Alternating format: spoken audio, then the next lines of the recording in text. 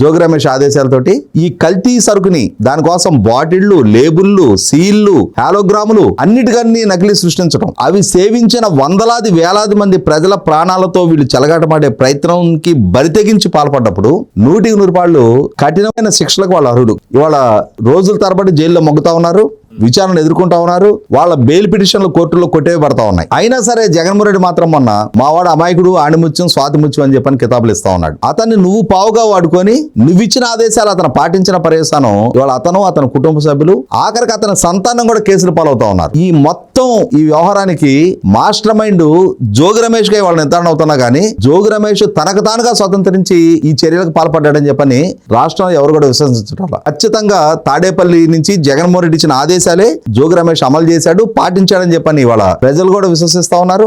ఎవరు ఏ కుప్పిగంతులు పిల్లి మొగ్గలేసినా వాటిని స్పష్టమైన సాక్ష్యాధారాలతోటి కౌంటర్ చేస్తూ ఇవాళ విచారణ సంస్థ వాళ్ళ ప్రమేయాన్ని నిర్ధారణ చేస్తున్నప్పుడు దేవుడి ముందు తడి బట్టలతోటి దీపాలు ఆర్పటం పేరుతో దేవుణ్ణి కూడా మభ్యపెట్టి మోసం చేస్తున్నాడని అర్థమవుతా ఉంది.